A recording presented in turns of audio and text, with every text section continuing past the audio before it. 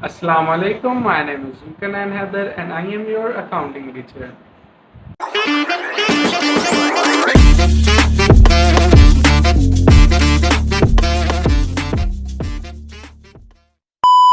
तो ये chapter number 9 है।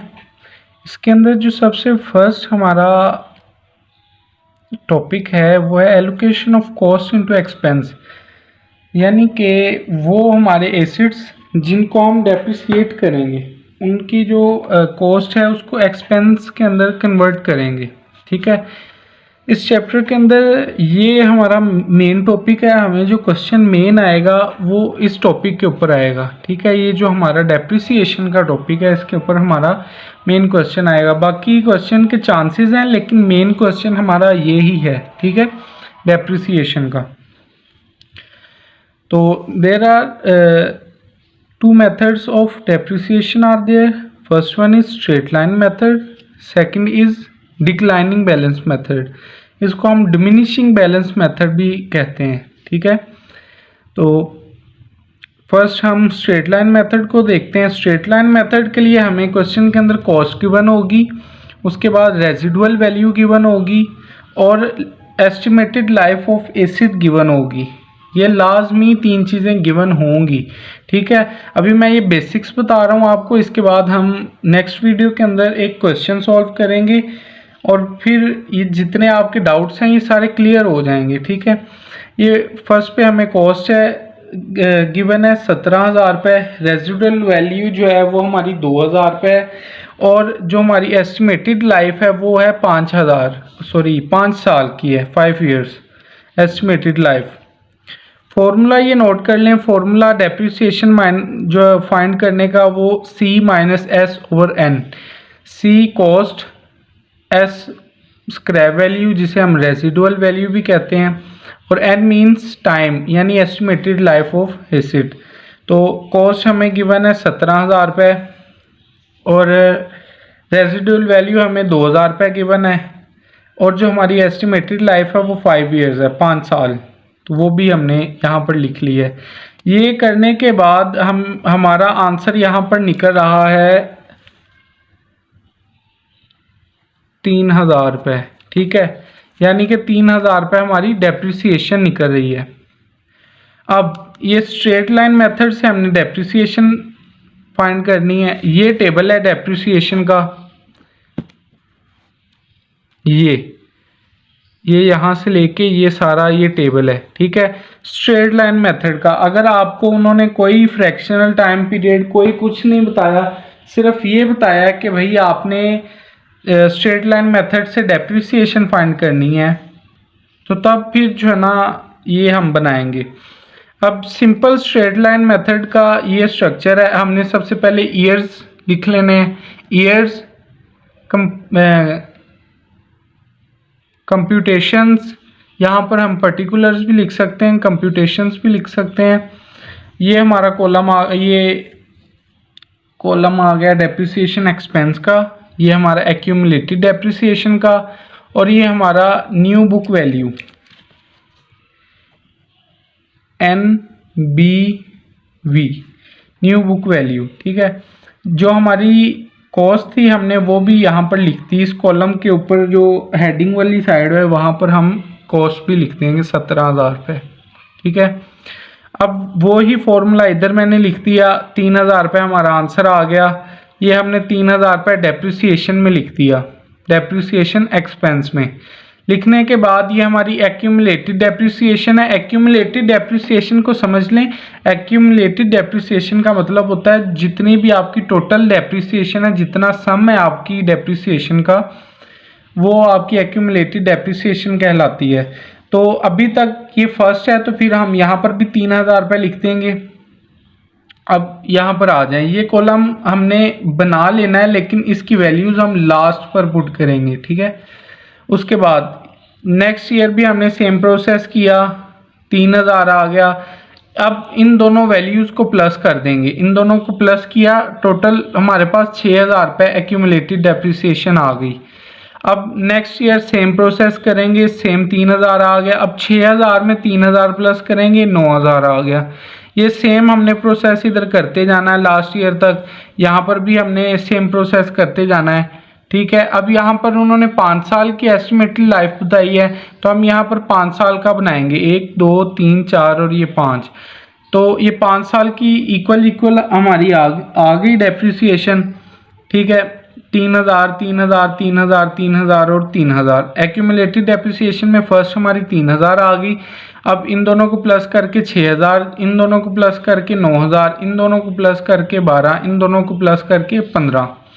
अब इनको ये जो एक्यूमुलेटेड डेप्रिसिएशन है इसको बारी बारी माइनस करना है 17000 से। अब हमारी कॉस्ट थी 17000 रुपये, 17000 माइनस 3000 तो ये 14 आ गया। अब 17000 माइनस 6 ये 11 आ गया। 17000 माइनस 9 9000 ये 8000 आ गया। 17000 माइनस 12000 ये 5000 आ गया। 17000 माइनस 15000 ये हमारे पास 2000 आ गया। ठीक है, तो ये हमारा सिंपल सा एक जो है ना टेबल बन गया। ये कॉलम है हमारा, ये सारा, और इसमें स्ट्रेट लाइन मेथड से हमने ये डेप्रिसिएशन फाइंड की है, सिंपल स्ट्रेट लाइन मेथड से। अब नेक्स्ट हमारे पास ये डिक्लाइनिंग बैलेंस मेथड है। डिक्लाइनिंग बैलेंस मेथड के अंदर हमें ये वाला फॉर्मूला, ये वाली मतलब कि जो वैल्यू थी ये नहीं चाहिए। इसके अंदर हमें जो है ना रेट रिक्वायर होगा, जो डेप्रिसिएशन रेट होता है। तो हम क्या करेंगे, पहले रेट फाइंड कर लेंगे। फॉर्मूला क्या है, 1 divided by estimated life of acid multiply 100। तो ये हमारे पास रेट निकल आएगा।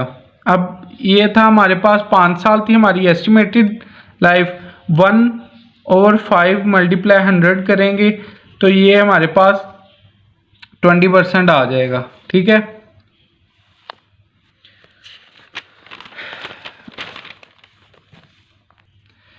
अब 20% आ गया हमारे पास पीछे। तो हमें वो क्वेश्चन के अंदर ये भी कह सकता है कि आप इसको 100% एप्रिसिएट करें, इसको 200% एप्रिसिएट करें, इसको 300% एप्रिसिएट करें। तो हम जिस मेथड से करेंगे वो 200% है। हमने पीछे निकाला, हमारे पास 20% डेप्रिसिएशन का रेट निकल आया। इसको हम मल्टीप्लाई कर देंगे, ये 200 है तो इसको मल्टीप्लाई 2 कर देंगे। ठीक है, 300 होगा मल्टीप्लाई 3 कर देंगे, 400 होगा मल्टीप्लाई 4 कर देंगे। ठीक है, 20% मल्टीप्लाई 2, तो ये हमारे पास टोटल रेट आ गया 40%। यानी कि जब भी हमें वो 200% से कहेगा, हमने ये इसको मल्टीप्लाई 2 करके और फिर उस आंसर से करना है। उसने हमें जो 200% कहा था, इसलिए हम क्या कर रहे हैं कि इसको मल्टीप्लाई 2 करके तो 40 आंसर आ गया हमारा 40%। तो 40% से इसको सॉल्व कर लेंगे। अब हमने इसका टेबल बनाना है, इसका भी टेबल सेम है। ईयर्स आ गए सबसे पहले, computations, depreciation expense, accumulated depreciation और न्यू बुक वैल्यू। ठीक है, अब यहाँ पर हमने ईयर्स लिख दिया सारे। अब कंप्यूटेशंस, ये जो क्वेश्चन है ये थोड़ा सा उससे डिफरेंट है। हमने यहाँ पर सबसे पहले लिख दिया जो हमारी कॉस्ट थी। ठीक है, 17000 कॉस्ट थी, उसको मल्टीप्लाई कर दिया 40% से, तो ये हमारे पास अमाउंट आ गई 6800। एक्यूमुलेटेड डेप्रिसिएशन में चूंकि पहली है हमने सेम लिख दी यहाँ पर अमाउंट। अब यहाँ से थोड़ा सा चेंज होने लगा, यहाँ से ये होने लगा है कि हम इसको माइनस करते जाएंगे साथ साथ, और माइनस करने के बाद जो हमारी एट अ टाइम वैल्यू होगी एसिड की, उसके ऊपर परसेंटेज ये अलाउ करके उसके ऊपर परसेंटेज फाइंड करके फिर वो माइनस करेंगे। अब ये 6800 आ गई, इसको माइनस कर देंगे 17000 में से, 10200 आ गया। अब 10200 यहाँ पर लिखने के बाद यहाँ पर भी लिख देंगे। अब 10200 के ऊपर 40% चार्ज करेंगे, 4080 आ गया। इसको 4080 को इसमें प्लस करके यहाँ लिख दिया। ठीक है, अब 17 ये जो 10200 आया था इसमें 4000 माइनस कर देंगे तो हमारे पास 6120 आ जाएगा। अब ये वाली जो अमाउंट है 6120 की, ये नेक्स्ट लिख देंगे 6120, इसका 40% अगेन निकाल लेंगे, 2448 ये अमाउंट आ गई। इसको इसके अंदर प्लस करके लिख देंगे, ये अमाउंट आ गई। अब इसमें से इसको माइनस कर देंगे, ये 3672 रुपीज़ आ गए। ठीक है, अब ये अमाउंट इधर आएगी 3672। ठीक है, 3672 मल्टीप्लाई 40%, तो ये हमारे पास आ गया 1468 रुपीज़। आप पॉइंट्स को छोड़ दें, पॉइंट वाली वैल्यूज छोड़ दें। ठीक है, 3672 मल्टीप्लाई 40%, 1468, ये हमारे पास अमाउंट आ गई। ठीक है, तो ये हमने इसमें प्लस कर दी, ये 14796 ये अमाउंट आ गई। ठीक है, और ये इसमें से माइनस किया तो ये हमारे पास आ गया 2203। ठीक है, अब लास्ट ईयर का हमने कैसे करना है, लास्ट ईयर में थोड़ा सा चेंज है, 2203 आ गया यहाँ पर। हमने अब लास्ट ईयर में ये नहीं करना कि इसको भी मल्टीप्लाई 40 कर दें, हमने क्या करना है कि इसमें से माइनस करनी है जो हमारी स्क्रैप वैल्यू थी, जो हमारी रेजिडुअल वैल्यू थी, उसको माइनस कर देना है इसमें से। ये याद रखना, लास्ट ईयर जो है उसमें ये करेंगे कि ये जो 2000 हमारी रेजिडुअल वैल्यू थी, इसमें इसको माइनस कर देंगे इसमें से।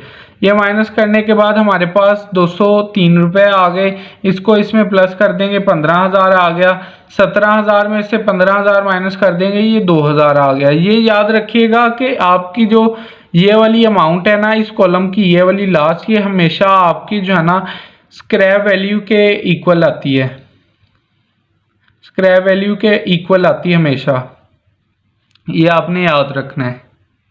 अब नेक्स्ट हमारे पास टॉपिक आ गया कि अगर उसने क्वेश्चन आपको सिंपल ना दिया, उसने साथ डेट भी मेंशन कर दी, तो फिर वो कैसे सॉल्व होगा। डेट ऑफ एक्विजिशन अब हम सॉल्व करने लगे हैं। ठीक है, अगर मतलब कि उसने साथ टाइम पीरियड भी दे दिया, फिर इस तरीके से सॉल्व होगा।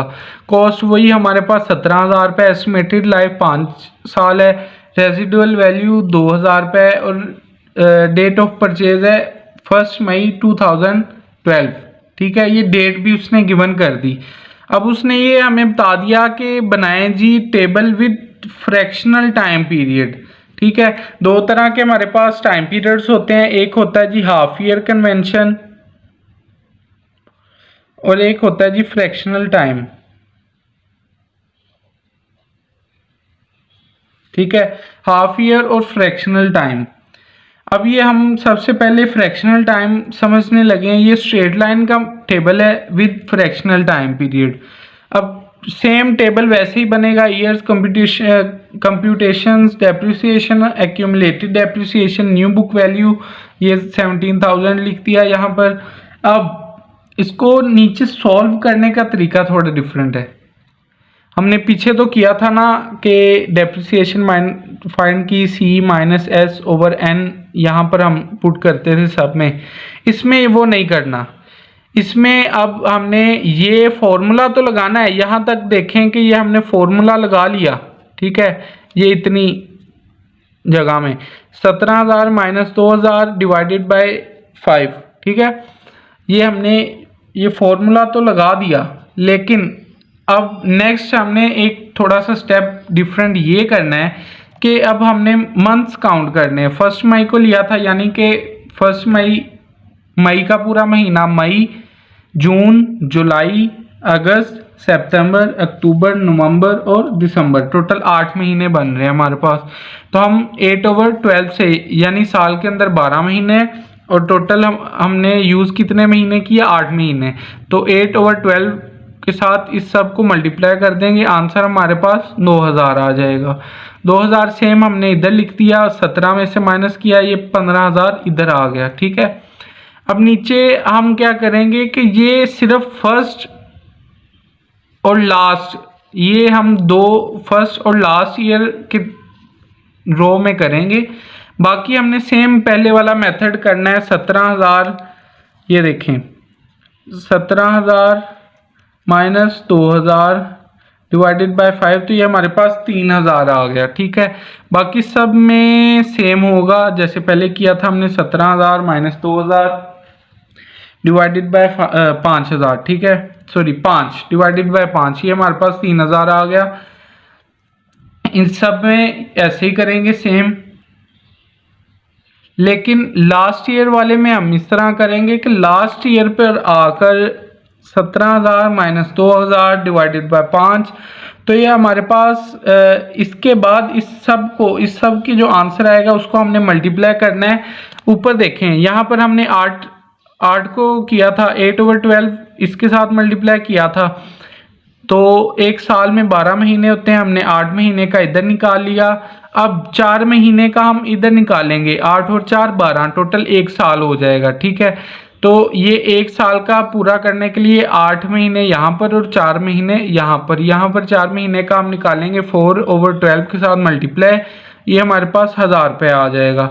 अब ये 2000 वैसे आ गया था 2000, अब ये नेक्स्ट हमारे पास 3000 डेप्रिसिएशन आ गई, 2000 प्लस 3000 5, 5 प्लस 3 8, 8 3 11, 11 3 14, 14 और 1 ये 15। अब ये 17 में से 2 माइनस किया 15, 17 में से 5 माइनस किया 12, 17 में से 8 9, 17 में से 11 6, 17 में से 14 माइनस किया 3, 17 में से 15,000 माइनस किया 2000 आ गया। अच्छा, तो नेक्स्ट हमारे पास ये है विद हाफ ईयर कन्वेंशन। ठीक है,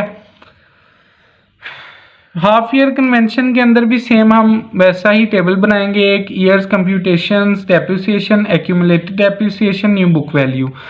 अब इसके अंदर हम ये करेंगे कि वो कह रहे हैं हाफ ईयर कंप्यूटेशन है, नाम से ही हमें पता चल रहा है कि इसके अंदर हमने महीने गिनने नहीं है, इसके अंदर सीधा सीधा हाफ ईयर कंसीडर कर देना है, फर्स्ट और लास्ट जो हमारा ईयर का डेप्रिसिएशन का कॉलम होगा उसके अंदर।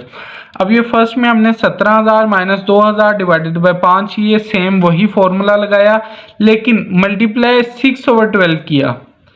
हमने बाय तो मई में किया था, यूज तो हमने 8 महीने किया, लेकिन वो कह रहे हैं हाफ ईयर कन्वेंशन है। आप सपोज कर लें कि 6 महीने ही हाफ ईयर जो है हमें हुआ है यूज करते हुए, तो फिर हम यहाँ पर चुप करके 6/12 के साथ इसको मल्टीप्लाई कर देंगे, ये हमारे पास 1500 रुपये आ जाएगा। ठीक है, 1500 एक्यूमुलेटेड में भी वैसे ही सेम, मैंने पीछे भी बताया था कि 17,000 माइनस 2,000 डिवाइडेड बाय 5, ये बाकी सारे सालों में सेम रहेगा। ठीक है, लेकिन फर्स्ट और लास्ट ये जो हमारा टाइम पीरियड है फ्रैक्शनल और हाफ ईयर कन्वेंशन, ये दोनों सिर्फ अप्लाई होंगे फर्स्ट और लास्ट ईयर के, ये रोज और कॉलम के अंदर इसकी वर्किंग होगी, बाकी सेम वैसा ही होगा।